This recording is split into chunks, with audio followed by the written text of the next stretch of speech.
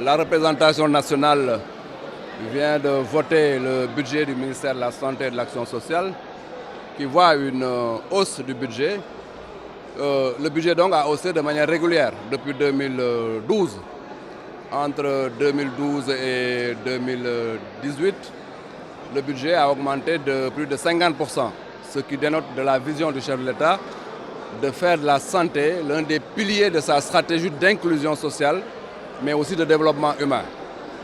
Aujourd'hui, effectivement, nous avons noté que la représentation s'est beaucoup interrogée sur l'existence d'infrastructures dans les zones, notamment dans les zones rurales. Mais elle a été rassurée aussi par l'objectif de couverture sanitaire que nous avons.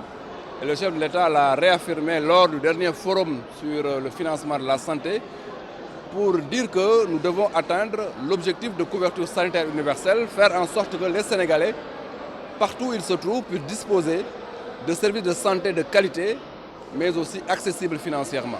Cela, nous l'avons réussi. Mais sur beaucoup de domaines, nous avons pu effectivement démontrer que le Sénégal a fait un bond très important en avant.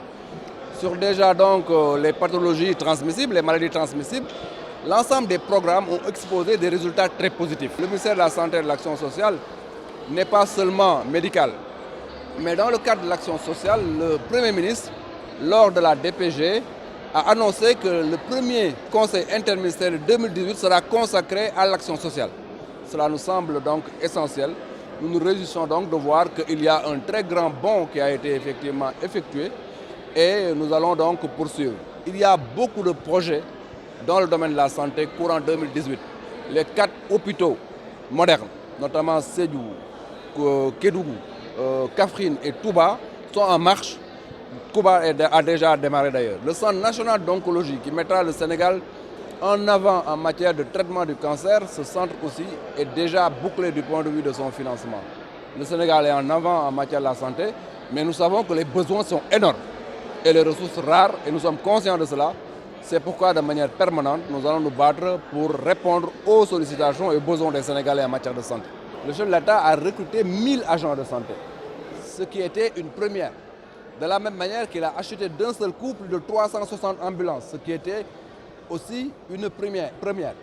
Mais la question est surtout adressée en termes de besoin de spécialisation, le déficit de spécialistes, surtout dans les zones difficiles.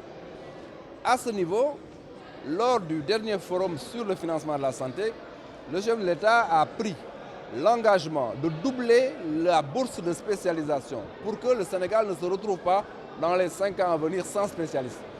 Et dès la semaine prochaine, avec le ministre de la Formation professionnelle, nous allons nous réunir pour faire en sorte que le doublement de cette spécialisation soit effectivement de mise. Mais plus, nous allons faire en sorte que le nombre de spécialistes formés par année soit aussi donc plus important. Vous voyez donc, cela relève d'une vision, faire en sorte que le Sénégal puisse disposer de la couverture sanitaire universelle. Quand on parle de couverture sanitaire universelle, c'est aussi l'offre et la demande. L'offre de santé, c'est un plateau disponible et de qualité. La demande de santé, c'est faire en sorte que les Sénégalais qui veulent se soigner aient les moyens de se soigner. Et là, la couverture maladie universelle est une solution.